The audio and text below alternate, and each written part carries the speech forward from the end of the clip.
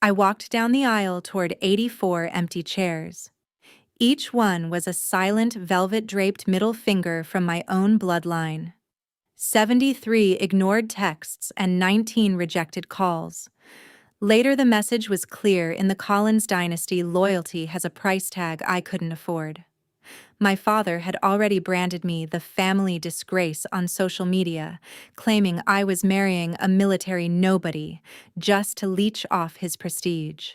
He even circulated a mocking video within our inner circle that went viral before I could even say I do. I kept those seats empty on purpose, a monument to their cowardice. But as the music swelled, the predator became the prey. A 10-second clip flickered onto the monitors and the room went dead silent. The hunters were about to become the hunted. If you're watching this, hit subscribe. Tell me your city and the exact time you're seeing this. I read every single comment. Now let's rewind 7 months to where the trap was first set.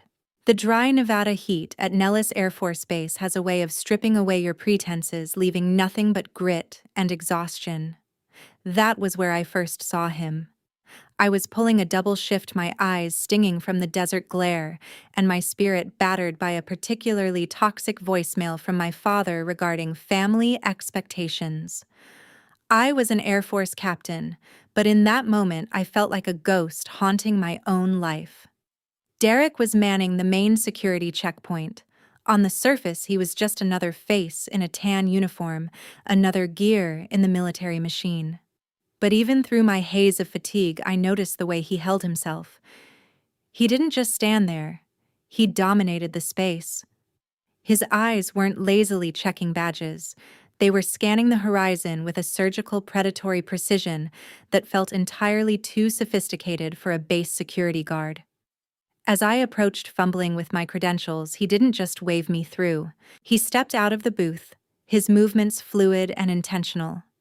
He handed me a chilled bottle of water, a small mercy in the 100-degree heat.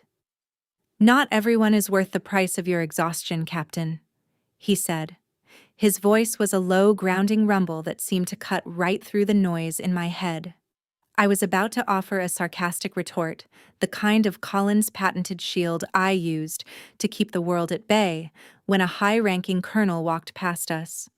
This was a man known for being a ruthless stickler for protocol, a man who barely acknowledged his own aides. Yet as he passed, Derek the colonel's head snapped toward him in a sharp, involuntary nod of deep professional deference. It was the kind of subconscious salute one elite soldier gives another. Derek didn't flinch. He just gave a curt, bored nod back, returning his focus to me, as if the exchange hadn't happened. I stood there bewildered, the cold water bottle sweating in my hand. Over the next few months, Derek became the one constant in my crumbling world. He had an uncanny, almost supernatural ability to appear exactly when I reached my breaking point. When a family lawyer would call to threaten my inheritance, or when my sister would send a friendly reminder of how much of a disappointment I was, Derek would be there at the mess hall near the hangars, or waiting by my car with a coffee and a quiet word of support. But he was a ghost. He'd vanish for days at a time, completely unreachable. No texts, no calls, no record of his shift on the base roster. I told myself it was just the nature of military life, but the cracks in his security guard persona were becoming impossible to ignore. The most jarring moment came one night when we were sitting in his truck, watching the stars over the desert. I had drifted into a light sleep when his phone buzzed. He answered it, and the transformation was chilling. Gone was the gentle, unassuming man who brought me water. His voice turned ice cold and clipped, vibrating with an authority that sounded like it belonged in a Pentagon war room. He spoke in rapid-fire strings of numbers and intelligence designations terms that had nothing to do with gate security and everything to do with high-level tactical operations. "Target is moving," he whispered into the receiver, his eyes fixed on the dark horizon. "Keep the pressure on the financial assets. I want the paper trail locked down by morning." I stayed still, heart hammering against my ribs, pretending to be asleep. In my desperate need for a sanctuary, I had convinced myself that Derek was my escape from the Collins family drama. I didn't want to see the truth. I didn't want to realize that while I was falling for the man who made me feel safe, he was actually a silent hunter closing a net around my father's empire. At the time, I chose to ignore the shadows. I was so starved for genuine affection that I leaned into him, letting his presence shield me from the storms my father was brewing back in the city. I thought he was my protector. I had no idea he was the architect of the very trap that would eventually bring my entire world screaming down to earth. To me, he was just Derek, the only person in a world of sharks who didn't seem to want a piece of my soul. I didn't know that my nobody soldier was already documenting every sin of the Collins name, and that our meeting was the first tactical move in a federal investigation that had been years in the making. Our dates were a world away from the five-course galas and forced smiles of my upbringing. We frequented dusty roadside diners and grease-stained taco trucks on the outskirts of Las Vegas, places where the lighting was dim and nobody gave a damn about your last name or your net worth. In those vinyl booths, Derek was just a man and I was just a woman trying to forget she was a Collins. He had this way of listening that made me feel like the only person in the room, yet he remained a fortress of secrets himself. He was masterful at dodging questions about his past. Whenever I nudged him about his life before the base, he'd deflect with a dry joke, or a compliment that made my heart skip just enough to lose my train of thought. But his intelligence leaked through the cracks. For a simple security guard, he had a terrifyingly sharp grasp of geopolitics and high-stakes finance subjects that usually required a Harvard MBA or a seat on a Joint Chiefs Committee. He could dissect the ripple effects of a foreign coup on domestic defense spending with the casual ease of someone reciting a grocery list. It wasn't the kind of knowledge you picked up at a checkpoint. The first real seed of doubt was planted on a Tuesday evening. Derek had left his bag open on the passenger seat of his truck while he ran into a convenience store. Peeking out from a side pocket was a manila folder, the corner of a document visible. My eyes, trained by years of military paperwork, immediately locked onto the headers Shell account verification and DoD procurement anomaly. These weren't security logs. They were forensic audit terms, the kind used by federal investigators to hunt white-collar predators. My breath hitched. A few nights later, while he was in the shower, I saw his laptop screen stay active for a few seconds too long. There, in a spreadsheet glowing in the dark room, was a name that made my blood run cold: Howard Collins. My father. When Derek walked back into the room, towel around his waist, he saw me staring at the screen. He didn't scramble to hide it. He didn't offer a frantic lie. He just closed the lid with a slow, deliberate motion and looked at me with those steady, unreadable eyes. Derek? Why is my father's name on your computer alongside military procurement codes? I whispered, my voice trembling with a cocktail of fear and betrayal. He stepped closer, his shadow stretching across the wall, and placed a hand on my shoulder. Avery, there are layers to this world that you've spent your whole life trying to escape. Sometimes the truth comes too early and it makes everything collapse before it's ready to stand. Just trust me, please. I wanted to scream. I wanted to demand a badge, a rank, a reason. But I was a woman drowning in a sea of family rejection, and he was the only life raft I had. I chose to believe him, burying the suspicion under a layer of desperate hope. I told myself he was perhaps investigating a lead for a side job, or maybe he was protecting me from something I didn't want to see. It was a lie I told myself so I could sleep at night. Then came the announcement. I finally decided to stop hiding our relationship and officially informed my family. I expected the usual elitist sneers, the "he's not our kind of person," or "what will the board think" lectures. But when I sent the photo and the details to our family group chat, the reaction wasn't just cold. It was a seismic shift. My mother called me immediately, her voice hushed and panicked, sounding as if she were hiding in a closet. "Avery, You need to leave him. Now. You don't know what you're doing. My father didn't call. He sent a single text that felt like a death sentence. You have no idea who you've brought into this house. This is the final betrayal. I thought they were reacting to his lowly status, his lack of a trust fund, his nobody uniform. I thought their arrogance was simply hitting a new peak. I didn't realize that they weren't looking at a security guard. They were looking at a face they had seen in classified briefings or heard about in panicked whispers among their legal teams. They didn't hate him because he was beneath them. They hated him because they finally realized the wolf was already inside the fold and he was holding their daughter's hand. The formal introduction dinner was held at my father's estate, a sprawling monument to excess nestled in the hills of Summerlin. Walking through those massive mahogany doors felt like stepping back into a cage I had spent a decade trying to pick the lock of. Every crystal chandelier, every silent servant, and every over-polished marble floor screamed one thing: you don't belong here without our permission. My father, Howard, stood by the fireplace swirling a glass of scotch that probably cost more than my monthly military housing allowance. He didn't offer a handshake. He didn't even look Derek in the eye. When the few select family friends arrived, Howard raised his glass and delivered a blow that made my blood boil. "Everyone, I'd like you to meet Derek," my father announced, his voice dripping with a calculated, patronizing pity. "He's the security guard Avery decided to bring home. I suppose my daughter has a bit of a savior complex. Charity work always was her strong suit."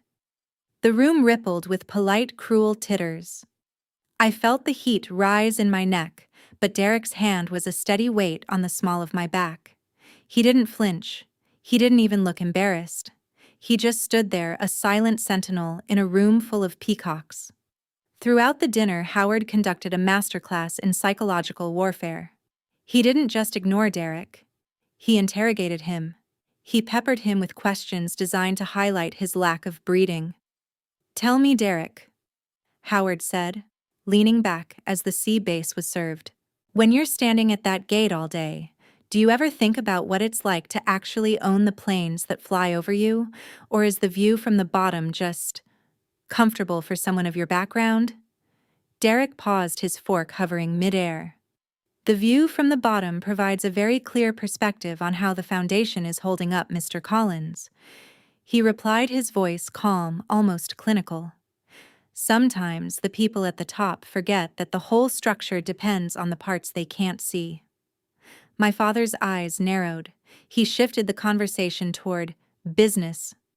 Specifically, a new defense contract. Collins Dynamics was angling for a multi-billion-dollar aerospace deal. He started tossing out technical jargon, mocking Derek's supposed inability to follow along. But as Howard bragged about streamlining procurement and proprietary logistics, I saw Derek's expression shift. It wasn't offense. It was a cold, predatory focus. He listened to my father's boasts, not as a guest, but as a witness recording a confession. Suddenly, the lights flickered and died. The smart home system hissed, and a high-pitched whine echoed through the hidden speakers. The security shutters began to descend, unprompted, threatening to lock us in a dark, expensive tomb. My father started shouting for the staff, his composure shattering the moment his technology failed him. In the chaos, Derek didn't shout. He moved. Before the backup generators could even kick in, he had crossed the room to the concealed wall panel. His hands moved with a blur of practiced efficiency that went far beyond fixing a fuse. Within 10 seconds, the shutters retracted, the whine ceased, and the lights hummed back to life. The guests gasped, impressed despite themselves. For a heartbeat, the power dynamic in the room had flipped. But my father couldn't allow a nobody to have a win. He straightened his silk tie and let out a sharp, mocking laugh. "Well, look at that," Howard sneered, regaining his footing. "It seems my daughter's little project is handy with a screwdriver. But let's be clear, Derek, knowing how to fix the wiring doesn't make you the architect. Being a glorified handyman doesn't give you a seat at this table. It just makes you a better servant." The rest of the night was a blur of icy stares and whispered insults. As we finally walked to the car, my phone buzzed. It was a text from my mother, who hadn't said a single word to me the entire evening. "Avery, stop this madness. You are destroying the future of this family by bringing a man like that into our house. He is a threat to everything your father has built." I stared at the screen, a chilling realization washing over me. They didn't just despise Derek because he was poor. They were terrified of him. They were trying to humiliate him into leaving, not because they thought he was beneath them, but because they felt the walls closing in. My family wasn't protecting their reputation, they were protecting their crimes. And for the first time, I realized I wasn't just a daughter in love. I was a pawn in a war I was only beginning to understand. The days following that disastrous dinner were a masterclass in psychological attrition. My father didn't just want Derek gone, he wanted him erased. The Collins family machinery groaned into gear, churning out a narrative that painted Derek as a low-level opportunist, a uniformed gold digger who had sniffed out my vulnerability like a shark smelling blood in the water. Rumors began to swirl through the country club circuits and corporate boardrooms. Poor Avery, so desperate for attention, she's letting a security guard bleed her dry. But the sharpest knife didn't come from my father. It came from Vanessa. Vanessa was my older cousin, a sharp-witted corporate attorney who had been my confidant since we were girls, hiding under the piano during our parents' screaming matches. I trusted her with the raw truth, my fears about Derek's secrets, my exhaustion with my father's control, even the private, hopeful texts Derek sent me late at night. I realized her betrayal during a Sunday brunch I was summoned to attend. My father sat at the head of the table, his iPad open. He didn't say a word. He just slid the device toward me. On the screen was a private family WhatsApp group, a digital burn book for the Collins elite. Vanessa had screenshotted my most vulnerable messages. My admissions of feeling safe for the first time were captioned with her mocking commentary. "Look at the little captain playing house with the help. She actually thinks he loves her and not the trust fund." The cousins I grew up with were responding with laughing emojis and cruel memes, photoshopping Derek's face onto 1950s butler bodies. I looked at Vanessa across the table. She didn't look away. She just sipped her mimosa with a practiced icy composure. "I'm just doing what's best for the legacy, Avery," she said, her voice devoid of the warmth I had relied on for 30 years. "You're a liability right now. We're just managing the risk." To fix me, my father staged an intervention disguised as a business dinner. He introduced me to Logan Pierce, a 35-year-old tech CEO with a $12 million valuation and a personality like unflavored gelatin. Logan was vetted. Logan was safe. Logan was my father's hand-picked replacement for the military mistake. "This is your chance to correct the record, Avery." Howard said, his eyes hard as flint. "Marry Logan and we forget this little desert fling happened. Refuse and you are no longer a Collins. No more stipend, no more access to the family holdings, no more safety net. You'll be just as nobody as your little boyfriend." I didn't even finish my drink. I stood up, looked Logan in his hollow corporate eyes, and walked out. By the time I reached my car, my credit cards had been declined at the valet, and my access to the family's private medical and legal portals had been revoked. I was officially in exile. But while my world was shrinking, Derek was expanding into something unrecognizable. He became distant, his eyes perpetually fixed on a digital horizon I couldn't see. He'd stay up until 4 a.m. in the spare room of my small apartment, the blue light of 3 different encrypted laptops washing over his face. He wasn't a security guard anymore. He was a commander preparing for a siege. One night, the air thick with the smell of desert rain and stale coffee, he finally surfaced from his screens. He looked older, the lines around his eyes etched deep with the weight of whatever mission he was finalizing. He took my hands that were shaking from the stress of a week spent being hunted by my own blood. "Avery, he said, his voice dropping into that deep, authoritative register that still made my heart hammer. The next few weeks? They're going to be ugly. The people you grew up with, the people whose names are on those buildings, they aren't who you think they are. When the masks come off, when the pillars of your world start to crumble and the sirens start screaming, will you still be standing next to me, even if it means walking through the fire? I looked at him, the man my family called a nobody, and I saw a strength that eclipsed every $1,000,000 ego I'd ever known. Yes, I whispered.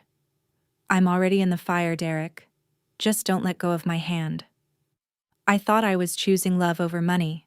I thought I was being a rebel. I had no idea that I had just signed up to be the primary witness to the greatest corporate execution in the history of the state. The storm wasn't coming, it was already here, and I was standing right in the center of the bullseye. The day before the wedding was supposed to be about final fittings and nervous laughter. Instead, it became a digital massacre. At exactly 10 a.m., a mass email was blasted to every single person on our guest list, high-ranking military officials, family friends, and the few loyal souls I thought I had left. It was a formal notice of disassociation, penned by my father but sent with a surgical ruthlessness that felt far more personal.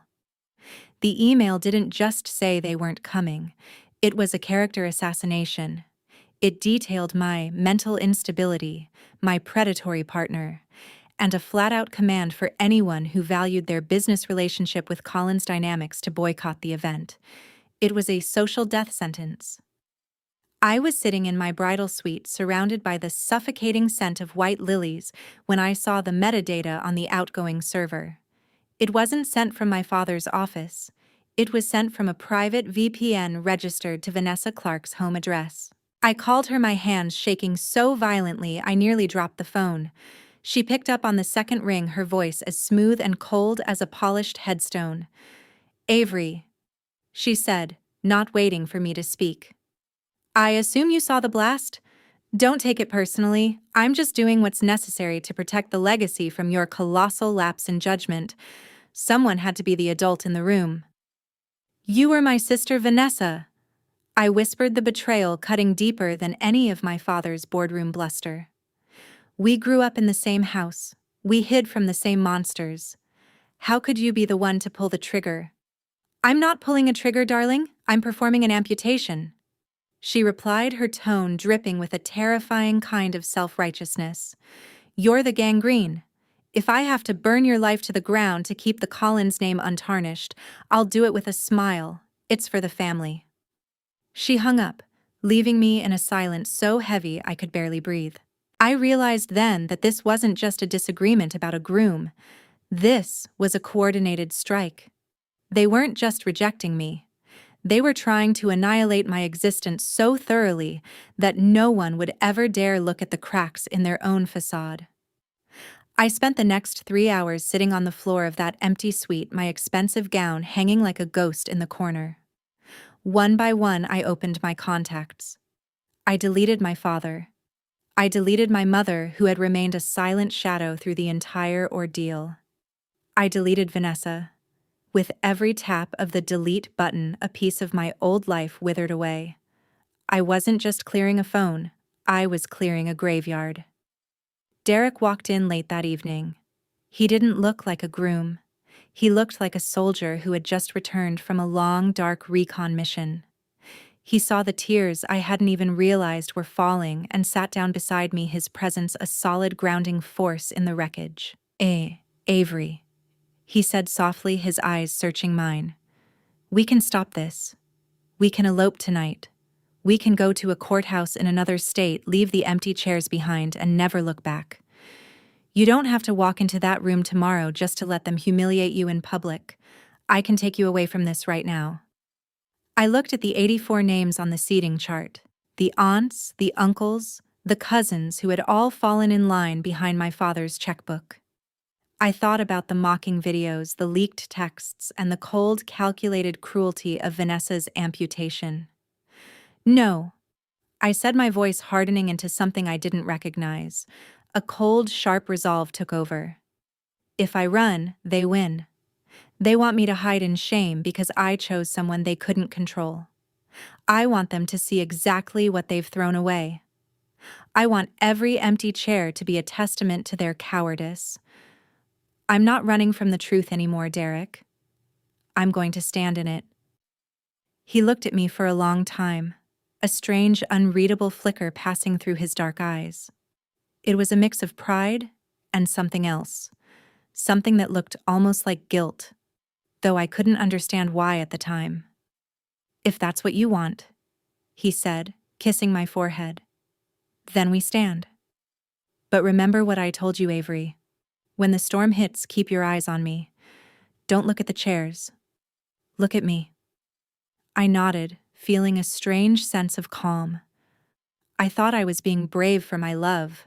I thought I was making a stand for my own dignity. I had no idea that Derek wasn't just agreeing to a wedding, he was authorizing the final phase of a federal sting operation.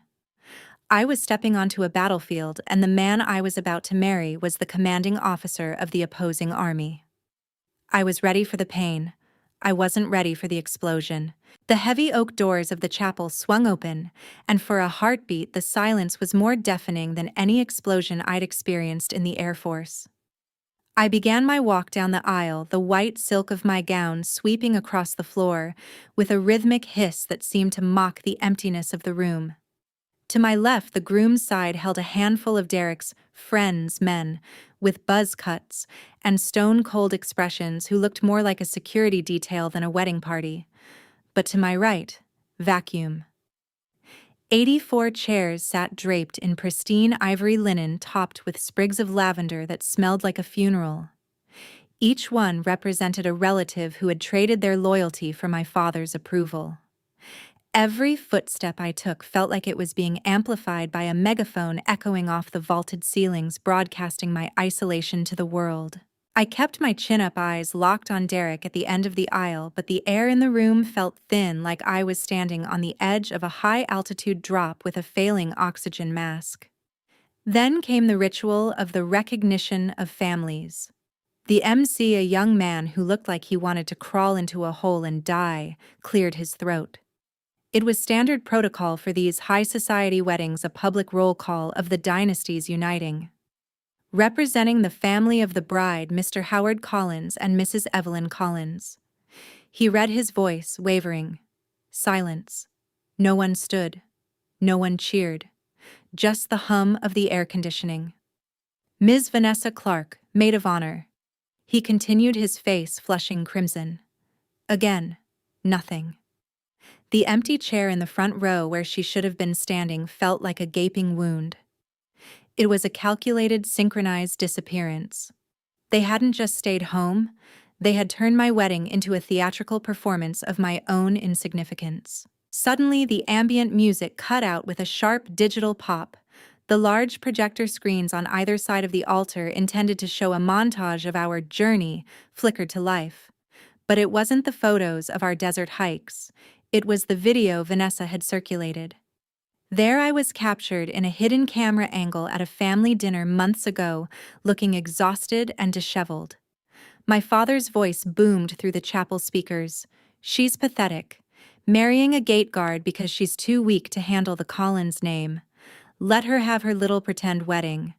By the time the cake is cut, she'll be begging to come back to the payroll. The guests on Derek's side shifted uncomfortably. I stood at the altar, my hand trembling in Derek's. I didn't cry. I had spent all my tears on the floor of the bridal suite. Instead, I felt a strange cold numbness spreading through my limbs. I felt the weight of every mocking text, every disgrace label, and every empty chair crushing the air out of my lungs.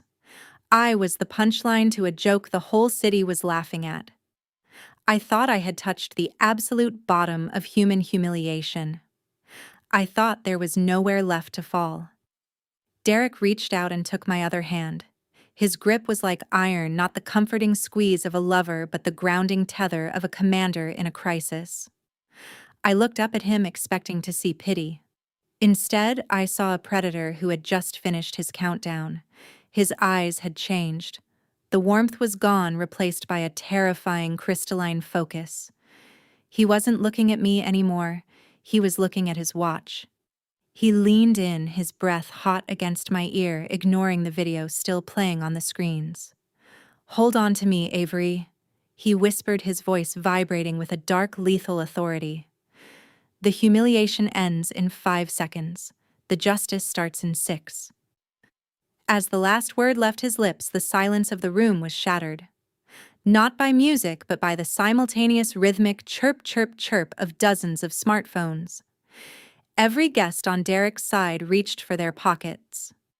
Outside the chapel, the faint, distant wail of sirens began to rise, growing louder with every passing heartbeat. The video on the screen suddenly glitched, the mocking images of my father replaced by a scrolling feed of federal documents and a live news broadcast. People in the room began to gasp, their eyes widening as they stared at their screens. The world wasn't laughing at me anymore. They were watching the Collins empire go up in flames in real time. The tide hadn't just turned.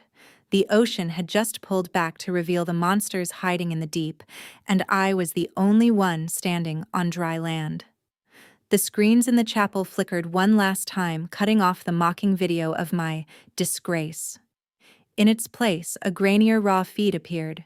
It was my father, Howard Collins, captured in the stark, unforgiving light of what looked like a high-end hotel suite.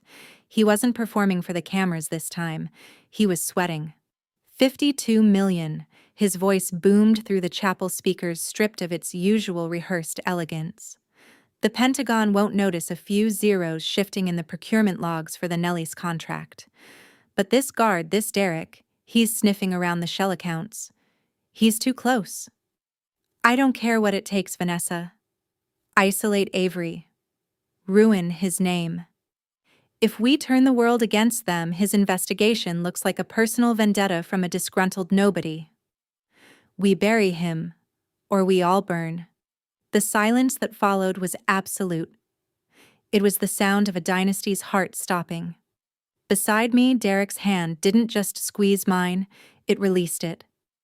He took a step toward the altar, his posture shedding the last remnants of the humble security guard. He didn't look like the man who brought me water at a checkpoint. He looked like the man who decided who lived and died in the shadows. "Seal the exits," Derek commanded. His voice wasn't a whisper anymore. It was a thunderclap of authority that vibrated in my chest. Nobody leaves this perimeter until the digital forensic team clears the local server. The doors at the back of the chapel didn't just close, they were kicked open by men in tactical gear, the friends from Derek's side of the aisle. They weren't wedding guests. They were a federal strike team. One of them, a man I'd seen earlier holding a gift box, stepped forward and snapped a sharp, crisp salute. "Area is secure." Commander Hale, the agent, barked. "Lead intelligence liaison units are en route to the Collins Dynamics headquarters. The warrants have been served." Commander Hale. The name hit me like a physical blow. I looked at Derek, or the man I thought was Derek. He wasn't a victim of my father's bullying. He wasn't a nobody I had rescued from a gate guard's life. He was the architect. He was the apex predator who had spent 7 months weaving a web so intricate that my father had practically skipped into the center of it. Derek turned to me, his expression a complex tapestry of professional ice and lingering, genuine regret. "Avery, I'm sorry you had to be the bait," he said, his voice dropping slightly but still carrying that new lethal edge. "That 10-second clip, your father actually sent that himself to what he thought was an encrypted blackmail server. He thought he was buying silence. He was actually uploading his confession to a federal cloud." Suddenly, a commotion erupted near the side entrance. Vanessa was being led in her designer dress, rumpled, her face a mask of hysterical fury, as a female agent clicked handcuffs around her wrists. She had been caught trying to delete the very server logs she used to ruin my reputation, logs that now proved her complicit in the $52 million fraud. "Avery, tell them," she screamed, her eyes darting wildly. "I was protecting you. I was protecting the family." I didn't answer. I couldn't. I stood there in my white dress, a bride in a ghost town, surrounded by federal agents and the wreckage of my name. I realized in that moment that Derek hadn't been pulled into my family's drama. He had invited himself in. He had used my father's arrogance, Vanessa's greed, and even my own desperation for love to build a cage. He hadn't just saved me from a toxic family. He had used me as the primary coordinate for their destruction. The 84 empty chairs weren't just a sign of my family's cruelty, they were the empty spaces left behind after a hurricane. I looked at the man I was supposed to marry, seeing the commander for the first time, and realized the truth was far larger and much colder than the fairy tale I'd tried to write. I wasn't just a woman who had won a war of hearts. I was the last person standing on a battlefield where the man I loved had just executed everyone I had ever known. 2 months later, the opulent chandeliers of my father's estate were replaced by the hum of fluorescent lights in a federal courtroom. The air was thick with the scent of floor wax and the heavy, suffocating weight of accountability. This wasn't a family dinner where Howard Collins could bark orders and expect silence. This was a theater of justice where every secret he'd buried was being exhumed in front of a jury that didn't care about his last name. The centerpiece of the prosecution's case was the 10-second confession. When the clip played on the courtroom monitors, the high-definition graininess made my father look small, a cornered animal snarling into a hidden lens. I sat in the front row, my back straight, wearing my Air Force blues instead of a wedding gown.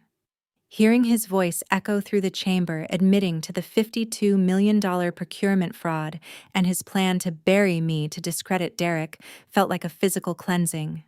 The lead prosecutor, a woman with eyes like flint, didn't hold back. She read aloud the very texts and social media posts my father had used to brand me a disgrace. She recounted every unreturned call and every viral mockery he had engineered. The defendant didn't just manipulate federal contracts. The prosecutor concluded, her voice rising to meet the vaulted ceiling. He weaponized his own daughter. He attempted to socially and psychologically assassinate a federal witness, his own flesh and blood, to protect a mountain of stolen money. Howard Collins didn't just commit fraud, he tried to destroy a human being to hide it. My father sat at the defense table, his $4,000 suit suddenly looking like a cheap costume. The Lion of Collins dynamics had been reduced to a shivering old man whose roar had been muted by a gavel. When the verdict came down guilty on all counts, including conspiracy fraud and witness tampering, the collapse was total. The government moved to seize every asset tied to the illegal contracts. The jets, the Summerlin estate, the offshore accounts, all of it vanished into the federal vacuum. The shame of the Collins family was no longer me. It was the name itself. Vanessa sat a few feet away, her head bowed. She had taken a plea deal, trading her testimony for a reduced sentence, but she was still facing years in a federal facility for her role in the cover-up. She didn't look at me once. The woman who had amputated me from the family was now being surgically removed from society. The media turned the trial into a national spectacle. Headlines screamed about the empire of deceit and used our story as a cautionary tale of how quickly old money power can evaporate when it's built on a foundation of lies. I became the face of the soldier who toppled a dynasty. A narrative that felt strange and heavy on my shoulders. People asked me later if I felt a sense of revenge or triumph. They expected me to gloat, to laugh at the man who had called me a nobody. But as I watched the bailiffs lead my father away in handcuffs, I felt remarkably hollow. There was no joy in watching your origins burn to ash, even if that fire was necessary to see the truth. I didn't feel like I had won a war. I felt like I had finally survived a long, grueling siege. The truth hadn't set me free. It had simply cleared the wreckage so I could finally see the horizon. For the first time in 30 years, the air in the room didn't belong to Howard Collins. It belonged to me. 3 months later, I found myself back at Nellis Air Force Base. The Nevada desert air was still searing, but it no longer felt like it was trying to choke me. I stood on the flight line watching a pair of F-22s tear through the blue expanse, their roar a reminder of a world governed by physics and duty, not by the shifting whims of a narcissistic billionaire. For the first time in my life, the silence that followed the engines wasn't lonely, it was peaceful. Derek was waiting for me by the hangar. He wasn't wearing the tan security uniform anymore. He was in his full-service dress, the silver oak leaves of a commander catching the desert sun. He looked different, sharper perhaps, but when he looked at me, I still saw the man who had handed me a bottle of water when I was too exhausted to stand. He didn't offer a grand apology for the deception, and I didn't ask for one. In our world, the mission always comes first, and I had come to respect the surgical precision with which he had excised the cancer from my life. "You look like you're actually breathing for once," he said, leaning against a transport crate. No codes, no tactical jargon, just him. "It turns out oxygen is free when you aren't paying for it with your soul." I replied, a hint of my old irony returning. A week ago, I had received a letter from the federal correctional facility where my father was serving his sentence. It was 10 pages of cramped, desperate handwriting, a masterpiece of sorry, not sorry rhetoric. He blamed the board, he blamed the aggressive federal overreach, and finally he forgave me for my betrayal, asking when I would be visiting to discuss his appeal. I didn't open the second page. I didn't need to. I dropped the envelope into a shredder at the office and watched the Collins name turn into confetti. I didn't hate him anymore. Hate requires an investment of energy he no longer deserved. I simply didn't recognize him as a factor in my equation.